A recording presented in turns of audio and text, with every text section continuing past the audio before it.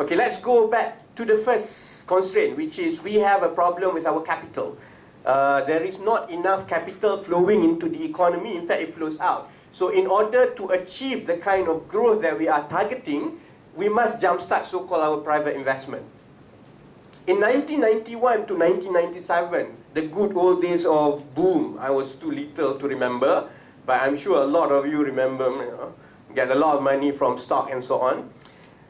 The CAGR, the compounded annual growth rate of private investments in our economy. When we say private investments, we mean both FDIs, foreign direct investments, and domestic investments. The CAGR was 16.2%. That means that it's year on year. This is not average. Year on year, it is growing at 16.2%. That's how we sustain about 8 to 10% growth in the first half of the 90s. It requires that kind of growth.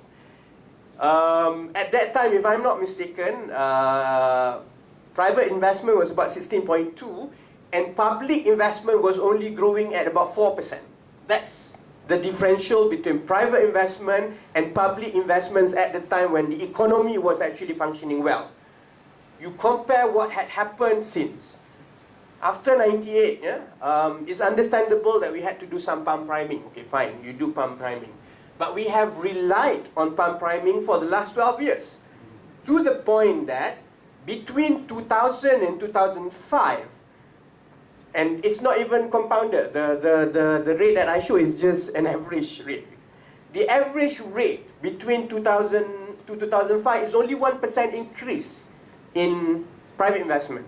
And between 2006 and 2010 is only 2% increase. At this rate, we definitely not going to achieve the target set by Najib in order to make sure that this NEM, ETP and so on works. Because the target that has been published by next year, in 2011, we would require 115 billion of private investments. How much private investments did we have in 2009? We had only about 37, 38. I haven't got the latest figure, but FDI was not really good this year. So, okay lah, katakanlah, assume that this year we achieve 50 billion private investments. You are looking that within the next few months, over 1 year, we had to get about 60 billion worth of private investments. FDI is not coming, people are not putting money in. So, that's why we were eagerly waiting for announcements in this year's budget to find out, this is a big problem. I think you put Keynes now, he will be scratching his head and say, okay, what do I do with this? It's not a straightforward answer, You put any finance minister to jumpstart the private investment that has been flowing out of the country is a big challenge. So we were expecting some genuine and big announcements. Instead, what you get is 100-story tower. What do we get? We get about 5 or 6 big, massive announcements. The numbers is big. So that's why, again, I think that he didn't vet this through. Because otherwise, he would have figured out that people will put 2 and 2 together. Just because 2 or 3 of this project, when you total up, it becomes about 200 billion. It doesn't mean that 60 billion private investments will come next year. Unless they really, really underestimated Malaysians lah.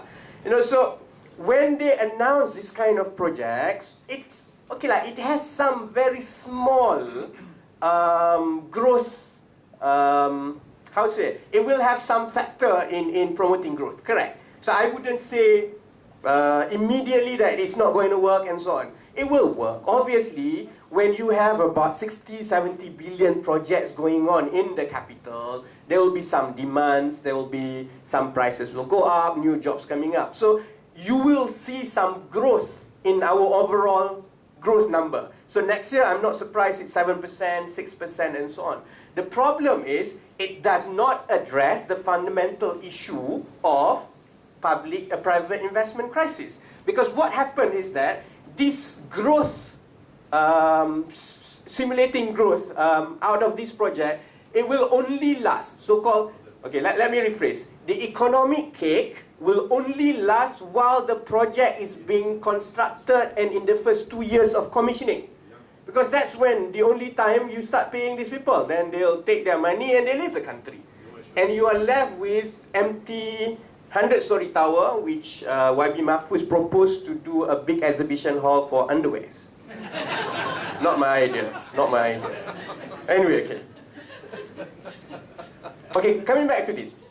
So, how in the short term, yes, you will see 6-7% growth maybe in 2011, 2012.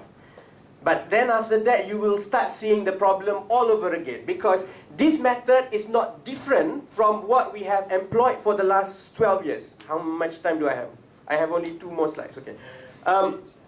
This is not different at all from what Mahathir had started in 97-98, followed by sleeping Abdullah Badawi, and now followed by Najib, which is to take money, pump prime, build projects, especially buildings that we don't require. In that year, you hit the number, but eventually, you go back to square one.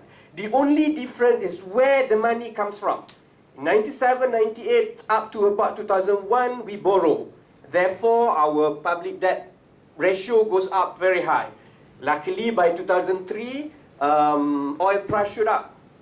And Pak Lah gets a new idea, okay, don't borrow too much, let's withdraw as much as possible from Petronas. So between 03 and 08, our pump priming was done through Petronas.